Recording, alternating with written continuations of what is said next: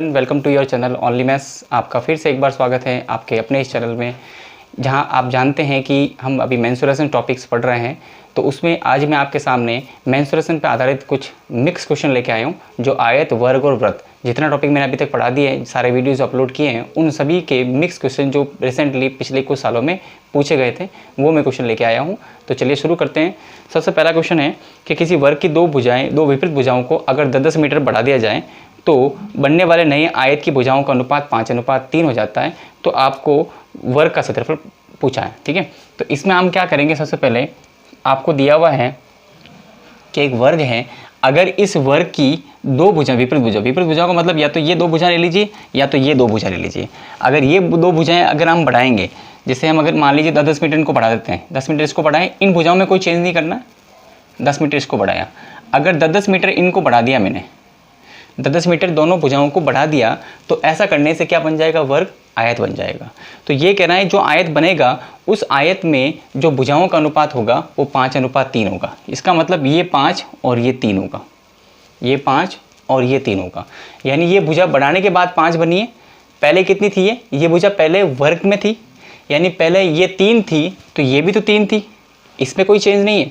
लेकिन अब भुजाओं में ये 3 थी, उसके बाद में ये भी 3 थी, ये भी तो 3 थी, क्योंकि वर्ग था, वर्ग में आमने सामने की भुजाएं, चारों भुजाएं बराबर होती है। अब ये 3 से कितने हुई, 5, इसका मतलब बड़ी कितनी, 2। अगर ये 2 बड़ी है, हम कह रहे हैं 2 बड़ी है, जबकि ये कह रहा है कि 10 बड़ी है, इसका मतलब 2 की जो वैल्यू होगी वो 10 मीटर होगी, इसका मतलब 1 की जो वैल्यू होगी वो 5 मीटर होगी। आपको पूछा वर्ग का क्षेत्रफल, तो वर्ग की भुजा कितनी है, 3। तो 1 की वैल्यू अगर 5 है तो 3 की वैल्यू कितनी हो जाएगी, 5 × 3 15। आपसे पूछा है इसका क्षेत्रफल, यानी 15 मीटर अगर इसका मान है, और आपसे इसका अगर क्षेत्रफल पूछा है, तो हम जानते हैं क्षेत्रफल भुजा स्क्वायर होता है, यानी 15 का स्क्वायर 225 वर्ग मीटर इसका आंसर होगा। तो इस तरह से बड़े आसान तरीके से आप इस क्वेश्चन का आंसर दे सकते हैं। चलिए अगले क्वेश्चन की तरफ बढ़ते हैं। तो अगला क्वेश्चन ये है कि किसी वर्ग के क्षेत्रफल और वृत्त के क्षेत्रफल का अनुपात बताना है, जबकि वर्ग की एक भुजा की लंबाई वृत्त के व्यास के बराबर हो। यानी आपको ये कहा गया है कि वर्ग की एक भुजा, यानी ये वर्ग है, तो इस वर्ग की ये भुजा और वृत्त का ये व्यास, ये दोनों बराबर हैं, ये दोनों बराबर हैं, और आपको इनका क्षेत्रफल पूछा, क्षेत्रफलों का अनुपात पूछा है कि वर्ग का क्षेत्रफल का अनुपात और वृत्त के क्षेत्रफल का अनुपात क्या होगा। आप देखिए इसमें आप बड़ी चाहो तो इसे बेसिक x मान के भी कर सकते हैं, लेकिन थोड़ा लेंदी हो जाएगा, मैं इसको आसान तरीके से बता देता हूँ। आप देखिए यहाँ भुजाएं कुछ भी मान लीजिए, बेरोक टोक कुछ भी मान लीजिए, 1 मानो, 2 मानो, 4, 5, 6, 7 कुछ भी मान सकते हो, क्षेत्रफल आराम से निकल जाएगा। लेकिन यहाँ कुछ भुजाएं मानने से, मान लो आप भुजा अगर 2 मानोगे तो क्षेत्रफल निकालने में आपको दिक्कत होगी, क्योंकि πr² 22/7 से फिर वापस नंबर कैंसिल होगा नहीं। तो इसलिए हम जानते हैं, मैंने आपको वृत्त में एक चीज़ नियम पढ़ाया था आपको कि अगर 7 अगर त्रिज्या है तो उसके जो क्षेत्रफल होगा वो 154 होगा। ये मैंने आपको नियम पढ़ाया था इस वृत्त के अंदर। तो आपको वही नियम काम में लेना है। यहाँ पर भी इस त्रिज्या को मैं 7 मानता हूँ, अगर त्रिज्या 7 मानूंगा, इसका मतलब व्यास कितना हो जाएगा, 14। तो इसका क्षेत्रफल कितना आ जाएगा, 154। भाई त्रिज्या तो 7 ही है, तो क्षेत्रफल कितना आ गया, 154। डायरेक्टली क्षेत्रफल निकाल रहा हूँ मैं। अब ये 14 है तो ये भी तो 14 होगा, तो इसका वर्ग का जो क्षेत्रफल होगा वो क्या होगा, वर्ग का स्क्वायर, यानी 14 × 14। आपको इन दोनों के बीच में अनुपात पूछा है, सॉल्व कर लीजिए, आपका आंसर आ जाएगा। 7 से कट गए 2 बार, 7 से कट जाएंगे 22 बार, 2 से कट जाएंगे 1 बार, 2 से कट जाएंगे 11 बार, 14:11 इसका आंसर है। सबसे अच्छी अप्रोच यही होगी। चलिए अगले क्वेश्चन की तरफ बढ़ते हैं। तो अगला क्वेश्चन ये है, यदि किसी तार को एक वर्ग के रूप में मोड़ा जाता है, यानी कोई तार है, अगर उसे एक वर्ग के रूप में मोड़ा जाता है तो उसका क्षेत्रफल 81 सेंटीमीटर स्क्वायर होता है। ये सेंटीमीटर स्क्वायर है, ठीक है। जब उस तार की एक अर्धवृत्ताकार आकार में मोड़ा जाता है तो उसका क्षेत्रफल आपको ज्ञात करना है, जबकि पाई का मान 22/7 लेते हुए आप इनमें से कौन सा मान होगा। तो आपको पाई का मान रखने की कोई आवश्यकता नहीं है, डायरेक्टली डील करके बता रहा हूँ। आपको ये कहा गया है कि एक तार है, ये तार है, अगर इस तार को अगर मैं वर्ग के रूप में मोड़ दूँ तो इसका जो क्षेत्रफल हो वो 81 सेंटीमीटर स्क्वायर है। मिसप्रिंट है, 81 सेंटीमीटर, 81 सेंटीमीटर स्क्वायर है। तो आप बताइए अगर 21 सेंटीमीटर स्क्वायर अगर इसका क्षेत्रफल है तो इसकी प्रत्येक भुजा कितनी होगी, 9 सेंटीमीटर की। 9 सेंटीमीटर की होगी, इसका मतलब ये भी 9, ये भी 9 और ये भी 9। इसका मतलब कुल तार की जो लंबाई होगी वो 36 मीटर की हो जाएगी। तार की जो लंबाई होगी वो 36 मीटर की हो जाएगी, मतलब 36 मीटर लंबा तार है। अब इस तार को ये कह रहा है कि अर्धवृत्ताकार रूप में मोड़ने पर तो इसका क्षेत्रफल कितना होगा वो आपको बताना।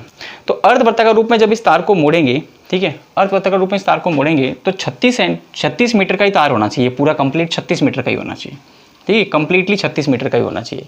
मैंने आपको ये 7, 54, 144 वाला जो रूल्स बताया था, ठीक है ना। वो रूल्स लगभग तकरीबन 99% हर जगह काम आएगा। तो रूल यहाँ भी काम करेगा, बस थोड़ा सा आपको कॉमन सेंस की ज़रूरत है। यानी आप देखिए 36 मीटर का तार है, मतलब ये तार 36 मीटर का है, ठीक है, जिसमें हम जानते हैं ये दोनों तो बराबर होगा, ठीक है, क्योंकि व्यास यदि त्रिज्या है दोनों तो बराबर होगी, और ये नंबर। तो आप मुझे बताओ ध्यान से देखकर कि परिधि जो होगी वो 44 के गुणज में होगी, 44 से डबल आधा कुछ भी हो सकती है, 44 के गुणज में होगी, और त्रिज्या जो होगी वो 7 के गुणज में होगी। आप जरा ध्यान से देखिए, अगर मैं सबसे पहले 44 तो इस परिधि को ले नहीं सकता, आधी लूंगा मैं परिधि को, इसका मतलब मैं इसको 22 मान लेता हूँ थोड़ी देर के लिए।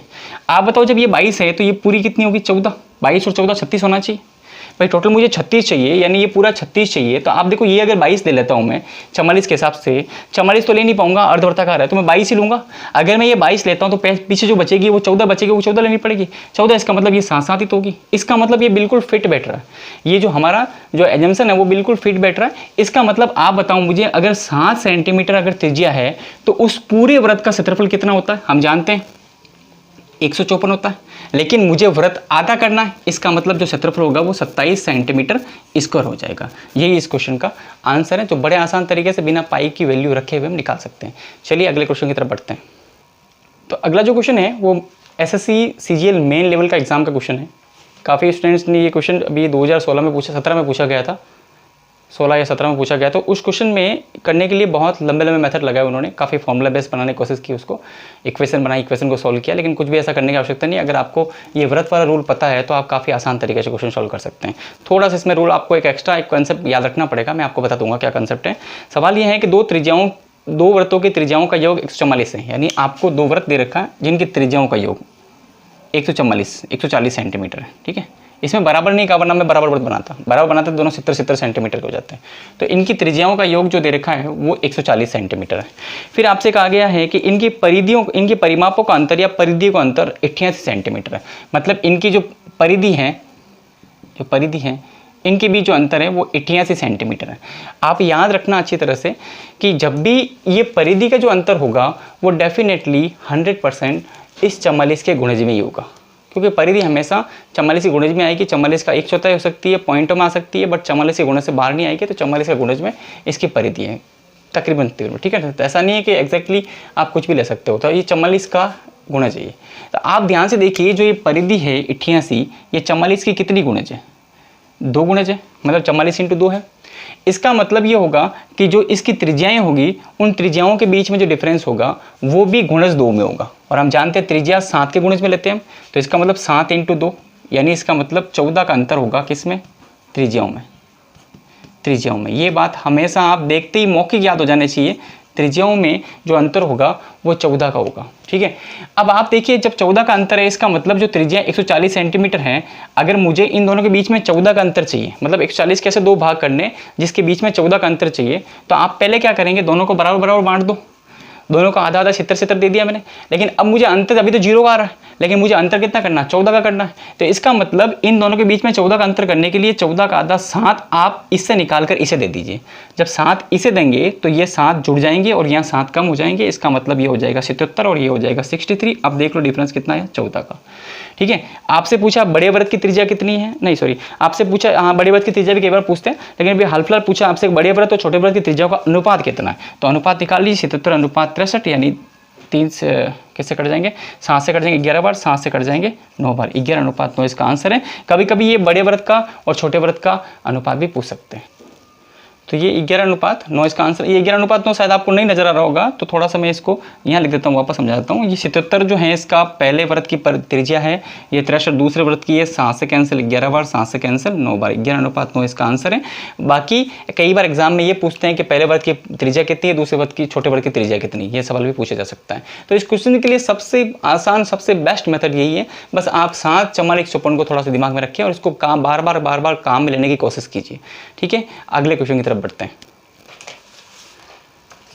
एक आयताकार विद्यालय परिक्षेत्र की लंबाई और चौड़ाई का अनुपात 7:3 है, यानी एक आयताकार विद्यालय का परिक्षेत्र दे रखा है, उसमें लंबाई और चौड़ाई का अनुपात आपको दे रखा है 7:3। उस परिक्षेत्र में एक खेल का मैदान भी है जिसकी माप 252 वर्ग मीटर है। माप का मतलब यहाँ पर 252 वर्ग मीटर से पता लगता है ये क्षेत्रफल है।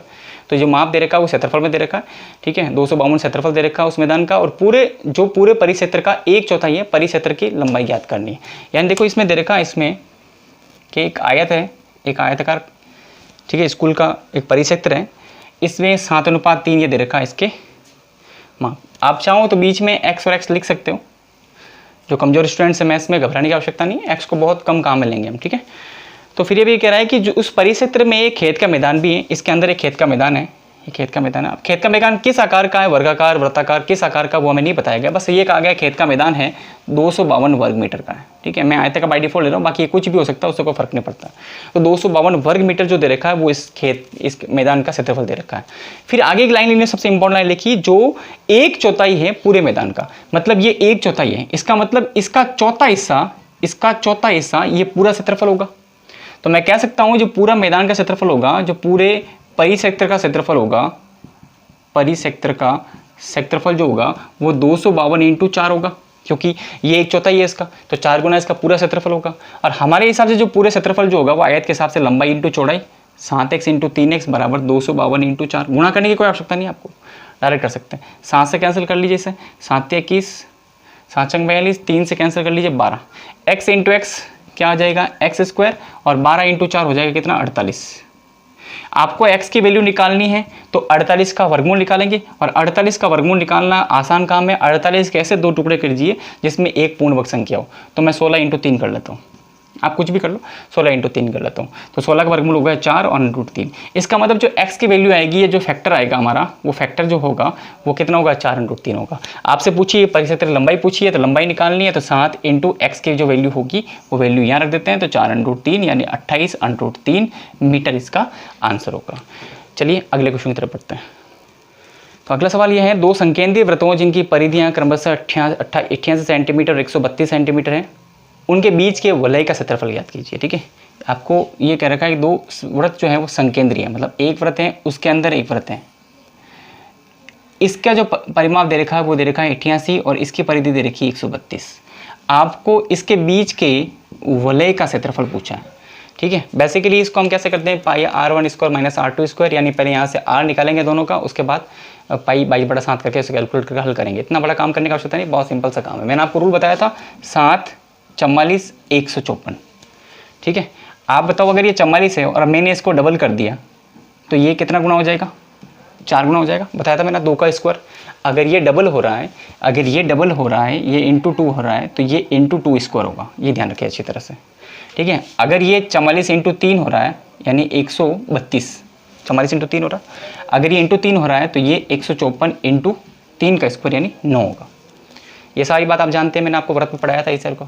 आपको क्या करना, बस इन दोनों के वृत्त के क्षेत्रफलों को माइनस करना, बस यही तो वलय का क्षेत्रफल आएगा। यानी पूरे क्षेत्रफल में से अंदर वाले क्षेत्रफल को माइनस करोगे तो बाहर वाला बीच वाला जो क्षेत्रफल होगा रिंग का वो आ जाएगा।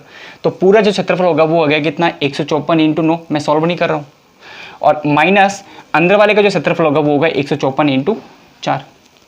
आप ध्यान से देखिए 154 इसमें से कॉमन ले लिया, 9 - 4 कितना हो गया अंदर, 9 - 4 कितना हो गया, 5। और हम जानते हैं जब भी 5 से गुणा करते हैं तो हम क्या करते हैं, आधा करके 0 लगाते हैं। याद रखिए इस बात को, जब भी इंटू 5 करना है तो आप इतनी सी बात याद रखो, आधा 0, ठीक है। तो आप इसे आधा करो तो कितना हो जाएगा 77, और 0 लगा दी, आपका आंसर आ जाएगा 770 सेंटीमीटर स्क्वायर। ये इसका उत्तर होगा। तो अगला जो सवाल है, किसी वर्ग के विकर्ण की लंबाई a सेंटीमीटर है, यानी जो वर्ग दे रखा है आपको, और इस वर्ग के विकर्ण की जो लंबाई दे रखी है वो a सेंटीमीटर दे रखी है, a सेंटीमीटर, ठीक है। आपको निम्न में से वर्ग के क्षेत्रफल को निरूपित करता है, इनमें से कौन सा जो ऐसा मान ऑप्शन में से जो वर्ग के क्षेत्रफल को निरूपित करता है। इसका मतलब क्षेत्रफल निकालना, आपको क्षेत्रफल निकालने के लिए भुजा निकालनी पड़ेगी। तो देखो जैसे मैंने आपको बताया था ये 1 और ये 1 होता है और ये √2 होता है, वर्ग में कंसेप्ट बताया था मैंने आपको। तो आप देखिए √2 की जो वैल्यू है वो a है, आपको भुजा निकालनी पड़ेगी, यानी a की वैल्यू निकालनी पड़ेगी तभी क्षेत्रफल निकलेगा। तो भुजा निकालना मतलब यहाँ से a की वैल्यू निकालने के लिए √2 को नीचे ले जाना पड़ेगा, तो a/√2 हो जाएगा। ये आगे इसकी भुजा। अब ये भुजा आ चुकी है तो क्षेत्रफल क्या होगा, एरिया भुजा स्क्वायर, भुजा स्क्वायर मतलब a/√2 का स्क्वायर यानी a²/2, यानी इस तरह से आंसर निकालना। बाकी आपको नया फॉर्मूला याद रखने की कोई आवश्यकता नहीं है, ठीक है। अगले क्वेश्चन की तरफ बढ़ते हैं। एक आयत का क्षेत्रफल वर्ग सेंटीमीटर में क्या होगा यदि इसका विकर्ण 51 सेंटीमीटर है और इसकी एक भुजा 24 सेंटीमीटर है। आपको आयत का क्षेत्रफल पूछा और आपसे ये कहा गया है कि इसका जो विकर्ण है वो 51 सेंटीमीटर है। जो विकर्ण है वो 51 सेंटीमीटर है और इसकी एक भुजा दे रखी है 24 सेंटीमीटर, एक भुजा 24 सेंटीमीटर दे रखी है। आपको क्षेत्रफल पूछा, क्षेत्रफल निकालने के लिए लंबाई इंटू चौड़ाई करना पड़ेगा, यानी चौड़ाई आपको चाहिए। आप ध्यान से देखिए, ये एक समकोण त्रिभुज बन रहा है और समकोण त्रिभुज में मैंने आपको बताया था 99% पाइथागोरस ट्रिपलेट फॉर्मूला काम आएगा। नहीं आएगा तो उसका अल्टरनेट बता दूंगा मैं, लगभग हर मेथड में काम आएगा। तो अभी हाल फिलहाल देखिए क्या होगा इसके अंदर। तो पहले ये नंबर किससे कैंसिल हो रहा है वो देखो आप, ये नंबर कैंसिल हो रहा है 3 से, 3 × 24 और 3 × 17, ठीक है। 3 से मैंने इसको कैंसिल किया, यानी इंटू 3 वापस नीचे रख देता हूँ मैं, इंटू 3 वापस नीचे रख देता हूँ। 3 से मैंने इसे कैंसिल किया। अब आप देखिए 8 17 वाला पाइथागोरस ट्रिपलेट कौन सा था, हमें याद है 8 15 17।